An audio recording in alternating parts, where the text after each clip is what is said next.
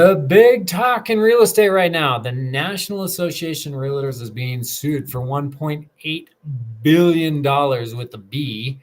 We're going to unpack that today, and we're going to take a peek at the local Summit County real estate market. I'll share a tip or two with you, and I will take you behind the curtain of the Summit MLS. I'm your host, Matt Dayton, Cornerstone Real Estate. I'm here with Benji, my producer, live stream sidekick. Benji does. Hello, Benji. How you doing? Howdy ho, doing well. Benji's going to be monitoring the chat for us this afternoon, so please feel free to chime in with any questions. So before we go into all the heavy duty stuff, what question of the day, Benji? What is your best childhood memory of going out for a treat? Mine was a birthday thing. My dad would bite the bullet, he said. And one year in particular, there was like 2 Sega games that came out, and like Toy Story was in theaters and everything else. So no argument, no complaints. He took me to do whatever I wanted to do, and it was cool. I remember it to this day. I remember what the temperature was outside, the music and the radio in the car. It was cool. Awesome. Super memorable. Yeah. How about you? We used to have a little ice cream shop down on Main Street in Breckenridge, and it was, Okay. I think it was Utter Delights. I can't exactly remember. Yeah, there was no udders. They didn't even. I wanted to see the logo. Oh, there was no udders. I wanted to see the logo. Yeah, they had no udders there. So, but yeah, that was, and yeah, I had a friend that I'd always order the bubblegum ice cream one, and I'd always order chocolate with the cone, and you'd always bite the bottom of the cone off. And like, well, then you got just a tube. Sticky hands. You don't have a cone anymore. You got a tube. A tube of melting ice cream. Sticky mess. But and my other favorite place to go, I'm gonna share with you. I got Rocky Mountain Chocolate Factory. Ooh, what is this? So there's a shop in Breckenridge. There's one in Silverthorne.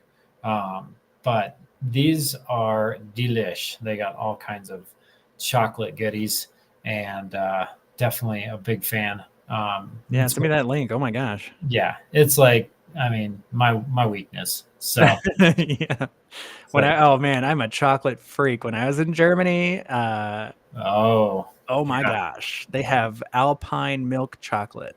It is to die for. That's some good stuff. Yeah. Definitely. So yeah, so that was that's my little plug for Rocky Mountain Chocolate Factory. That also employs our youth. So yeah. But, all right. How deep into things do you want to get this early into the stream? We've got local news, the real estate tip, and both of them are pretty hard hitters. Yeah, let's dive into that the news on that NAR trial. That's a heavy one to unpack. Yeah, it's a pretty big deal too. $1.8 billion awarded. Yeah. Here, I got it pulled up. Oh, okay. You beat me. I beat you to it. So yeah, NAR trial awards $1.8 billion or more. They're talking like even bigger numbers. I don't know who gets this money. I have no idea yet. Yeah. To plaintiffs. I don't really even know. Plaintiffs are the lawyers, I guess. Mm-hmm. But they're basically talking about they're putting into the NAR has been basically convicted. The jury found them guilty of conspiring to inflate real estate prices and commissions by forcing sellers to pay a buyer's agency commission to put their home in the MLS. Does that make any sense to you? No, there's a lot going on in there, and every time I read about this or hear about it, I'm trying to understand what happens in any one transaction, who all is involved, and why does it do what it does. And it does the same thing to me that sports kind of do, like football. Oh, it's a first down. Okay. I get it. Good job. I don't get it. I don't know who's on first. Yeah. Who's on first? Costello.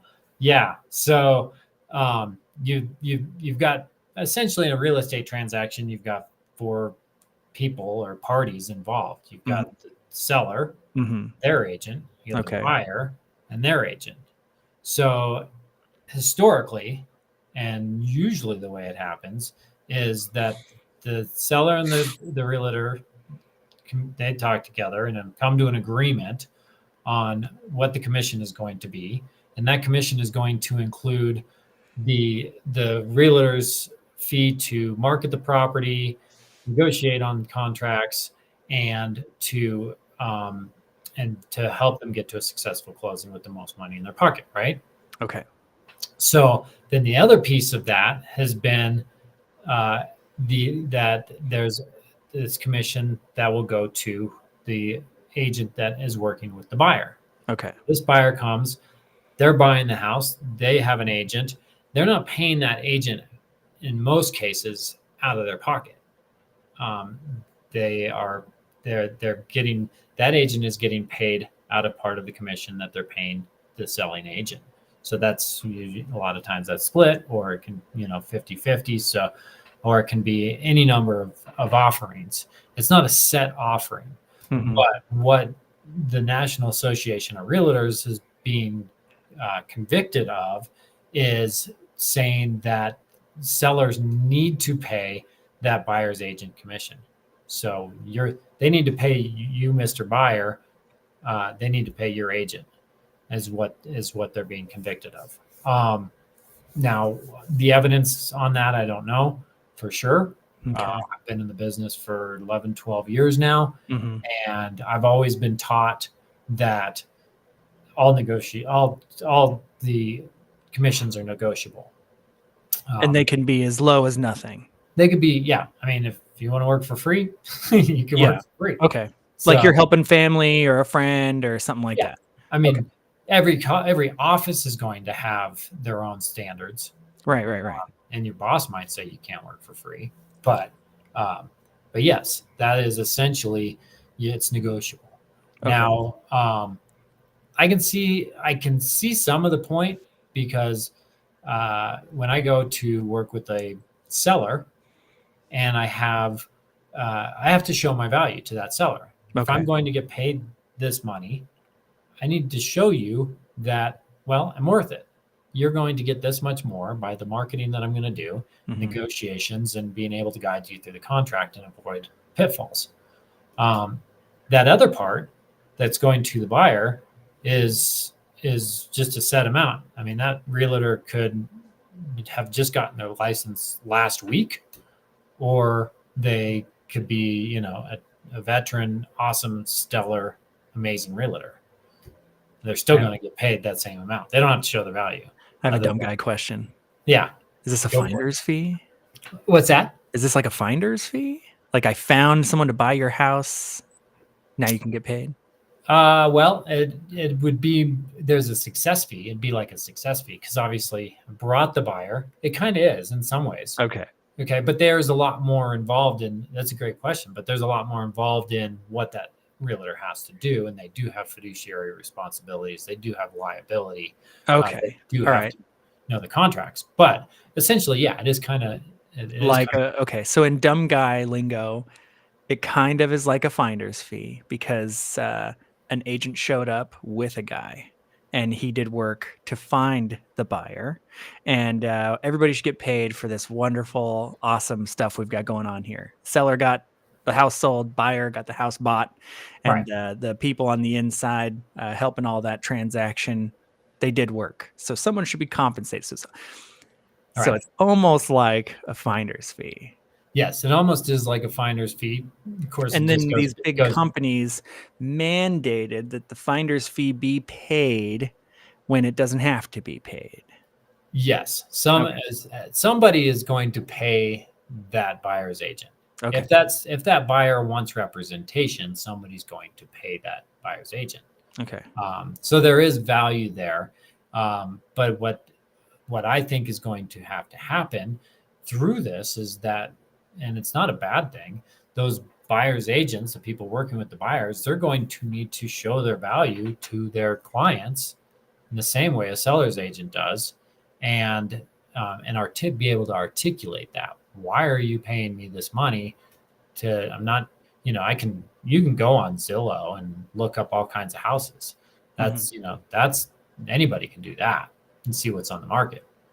But it's not so much about that. It's as much as what are the things about the market? What are the things about the homes? What are the things about the HOA?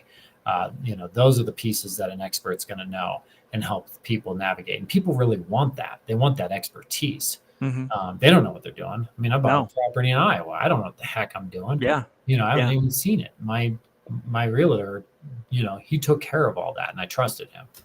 So, one of three things is one of four things will really happen. You're going to that commission for the buyer's agent will still be paid by the seller. There's MLSs out there that don't require any of this, and it still works this way. It could be paid for by the buyer, so the buyer's got to pay that fee like up front, or it could be a success fee, or it could be paid by a combination of both, part and part, buyer and seller, or maybe at some point they could pay this through the loan. The buyer could pay the commission out of the loan. We'll see if that pans out. I have tons of questions about like standardization state to state and then rates and what do real estate agents know. We're already at 11 minutes. It's just there's such a lot a big thing. Yeah. That's just all the stuff that goes through my head while you mention all that stuff. Yeah, no, it's a confusing subject. I mean, it really is. And I think the biggest takeaway for a buyer or a seller to realize is that they have options. It's like you can, and if you don't feel like you're, the realtor that you're talking to is presenting you with the value, you go talk to another one. And if the value is not matching, it's like, well, I like you, I'll work with you, but at this value, because I feel like this is the value you're bringing to the table. So anyway, I think that another one of the things to keep in mind, we have 3 million agents, real estate agents, not realtors. There's only about 1.5 million realtors that are, underneath the realtor name that have gone through the code of ethics and all that stuff. But 3 million real estate agents and 1.5 million listings. So you want to tell me that you can't negotiate on a listing fee? Yeah. I beg to differ.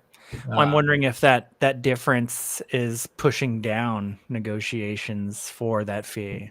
It is. We could go to anybody, fella, Yeah, I mean, there's definitely there's different values. It's like you're gonna it's not apples to apples with the realtor. So So anyway, well, there'll be more to come on that, but that's the big piece of news right now. That's crazy. Yeah. I hope you get your dollar check from your payout.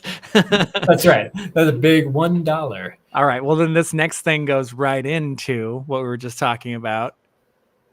Can you trust your realtor? Can you trust your realtor? Absolutely. Now, you just said a moment ago that realtors have a code of ethics and there's training and stuff. What's the difference, I'm asking for myself, between a realtor and a real estate agent? Yeah. So the realtor is a brand. Okay. You actually have to go through. And that's there's always the registered mark by the realtor in all caps. That's what I see constantly. Yeah, exactly. So there is a different standard of code of ethics. So you have to fall under a different category. I don't think up here anybody can be part of Summit Association of Realtors and not be a realtor. I don't know. I don't know of anybody that's just a real estate agent, not a realtor. Okay. So the question of can you trust your real estate agent really comes down to the difference of people work with people they know, they like, and they trust, right? Mm-hmm. But there's two kinds of trust. And one of those trusts is the trust, like, I trust you as my friend. I'll let you watch my kids, drive my car. There's like that kind of trust. Then the other kind of trust is a professional trust. And it's like, well, do I trust you, Benji, to handle my marketing and to handle, the key things of my business that I need to trust and rely on you for. And that's the same thing with the realtor. I might have a friend that's a realtor that I trust with my life, but do I trust them in a professional sense that they know what they're doing? I get it. So make sure that you got the right kind of trust with your realtor. I think that's really important. Yeah, we've got industry trust badges for marketers here. A lot of people will want somebody who's like Google Ads certified and all this other stuff. I would rather see someone that has clients that keep coming back and want them to continue to do that kind of work for them. Yeah. That's what I'd really like to see, because success is going to be different for everybody. It's not just what kind of thing, but I get the difference now. So it's being backed by kind of like an organization or a group versus your reputation. Yes. Yeah. And they're going to do it. No, and they're going to do a good job for you. So you got options. Remember, you got options. So that was cool. You don't it was always enlightening have to for hire, me. You don't always have to hire your best buddy. Maybe sometimes right. it's best not to hire your best buddy. Yeah. So. All right. Now you got to tell me how the market is doing. And this actually cracked me up earlier when I was taking it out of the notes. We're on a road to nowhere. What do you mean? I'm going to pull up your thing, or do you want to control that? Oh yeah, I did pull up this little chart here. So yeah, we continue to, actually see the number of sales and the number of and new listings. It's just staying real bench line, real straight across. So looking at, actually, I had this other chart here.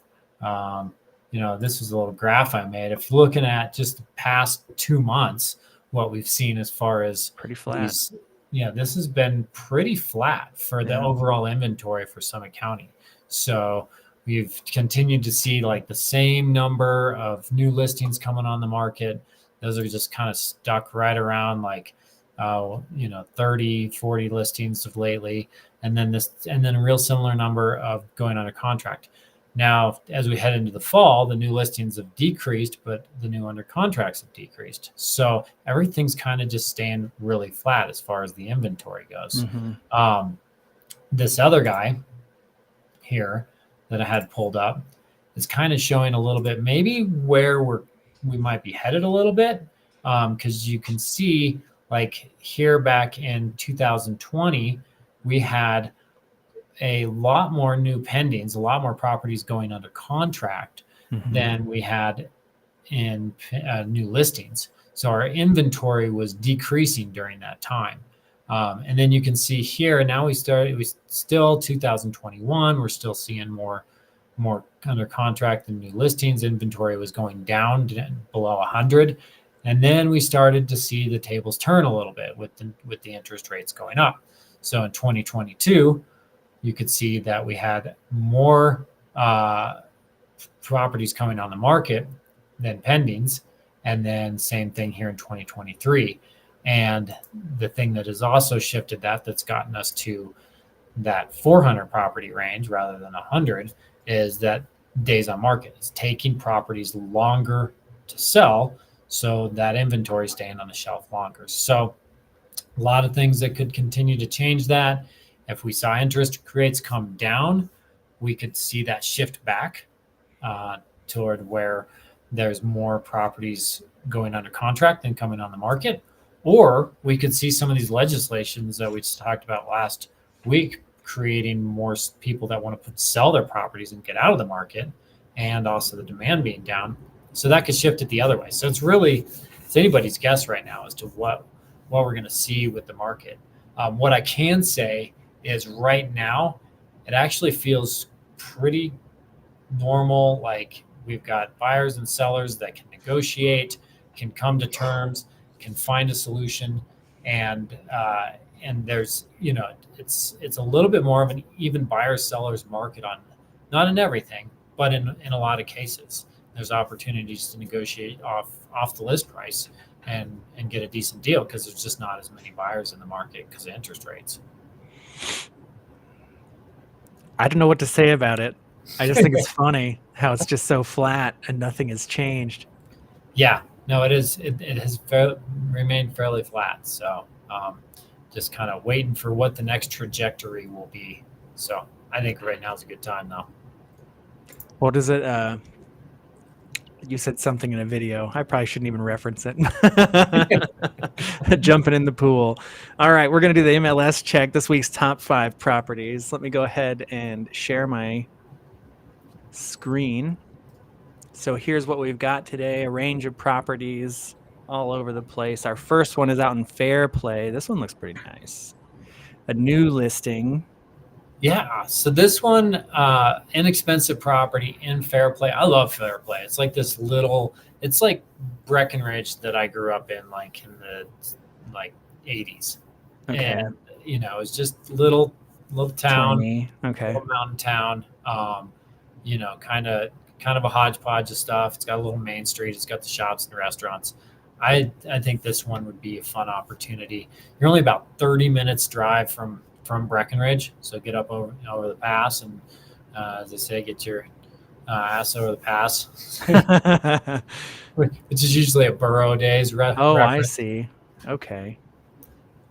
So yeah, you're not far, and this one's on almost a half acre single family home. I think this one's got a lot of potential for an investor, future down the road, appreciation, rental property, or just a primary residence. Get your foot in the door with a single family residence. I think anything you can get right now with dirt underneath you is goodbye. So This is nice. I haven't seen the arched hallways anywhere in Colorado. This is the first time I've seen that. Yeah, they got the it's pretty basic, but I really think you're investing in that land and in town. Fair play. I think that this one's down the road. Anybody that buys this, I think it'll be a good move. So, it ain't the prettiest, but it's kind of like the house I grew up in on French Street in Breckenridge. French Street. My parents paid $60,000 for that thing back in 1977. Well, this one would have cost them $1 million. Yes. $1,075,000. Price tag went up. We jumped in prices a little bit. Just a bit. This guy is a property that's over in Keystone, and I was in this really recently. And the thing I loved about this property is they had this common area space inside the property. It's like this clubhouse, and it's so quiet. Nobody uses that thing, and it's like you could almost like feel like that's your space. It's like got a rec room, a pool table, bar, this big hangout area inside there, and you're right on the golf course. Cross country skiing there in the winter. It's kind of tucked away from everything. So I was looking at this map and I was like, what is this green dotted line? Oh, yeah. And when I turned on the satellite, it was a golf course. Oh, perfect. So you're on the golf. This is a condo? Yeah. So this is a condo on the golf course. And yeah, it's a 3-bedroom condo. It's got 2 levels, great views. And I think it's good value. The one challenge, and I think that the reason why they haven't sold this yet, is dogs. Dogs. You can't have dogs. Oh, you can't have dogs in this condo? No, their HOA won't allow dogs. I actually had somebody that wanted to buy it, and when they found out that it had a no dog policy, is it a lot of dog people out in Breckenridge? And oh my gosh, yeah. Colorado's just. Everybody loves their dogs. Dogs everywhere. What kind of dogs? What's the most popular dog out there?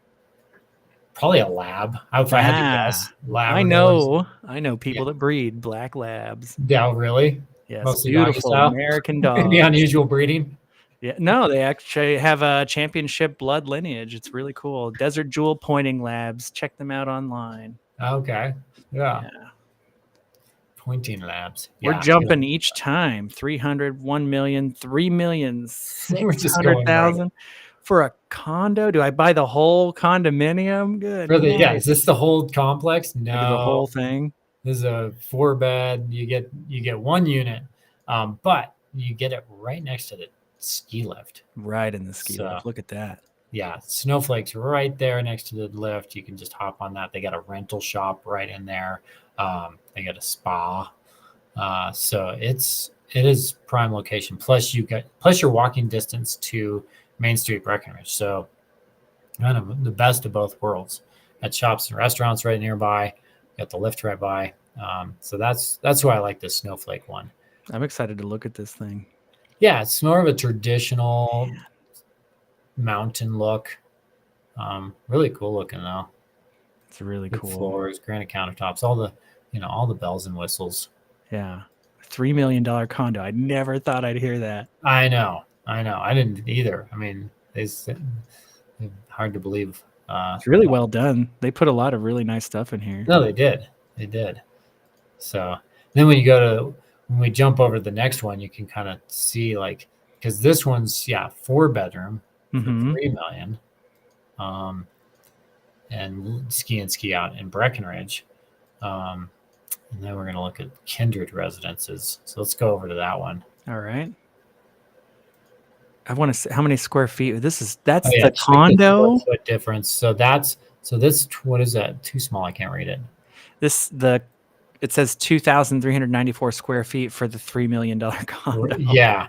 And then That is huge. This next one's $4 million, 3-bed, right. 3-bath, and and not as big. So, but this is the new Kindred over in Keystone.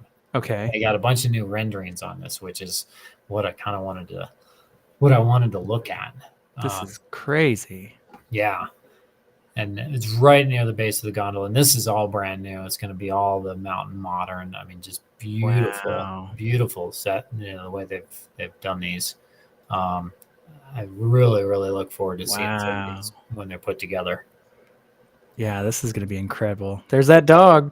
There's that dog. Let him in here. You can have a dog there. Wouldn't that be weird if there was a no dog policy there? That's too funny.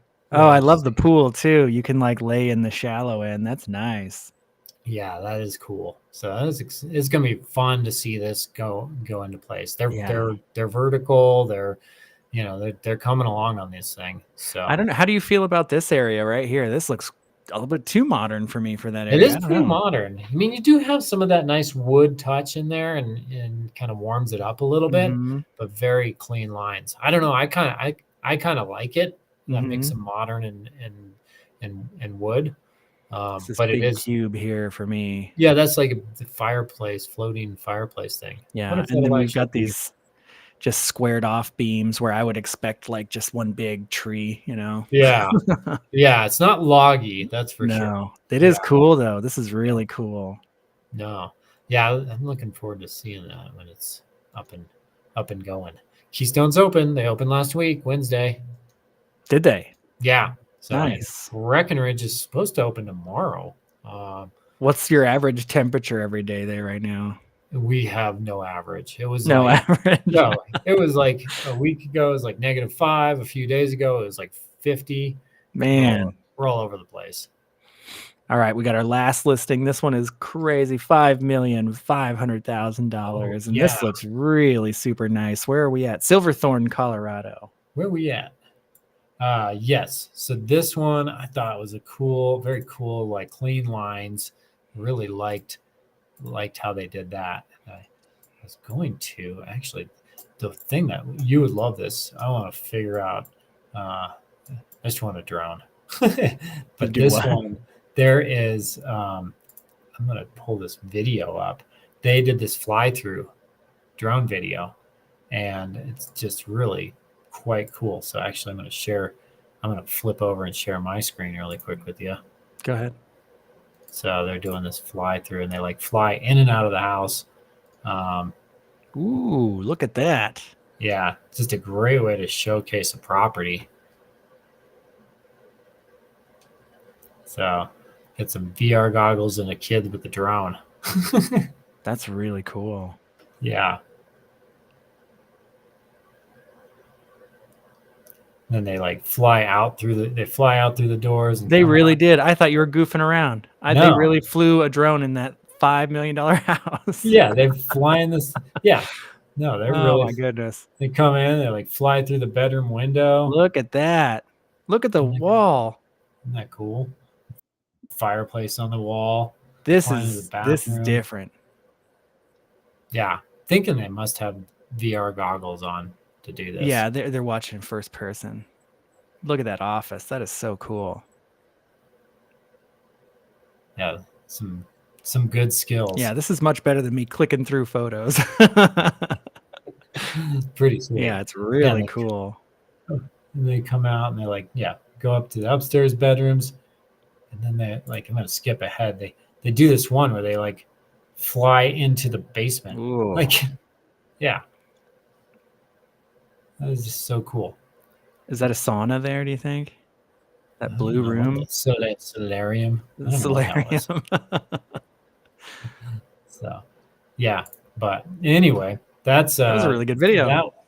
That is a really good video. So I'm going to hunt that guy down because I think that would be really cool to feature listings with. That would be really cool. So, yeah. Yeah. That last drone operator we used for what was that property?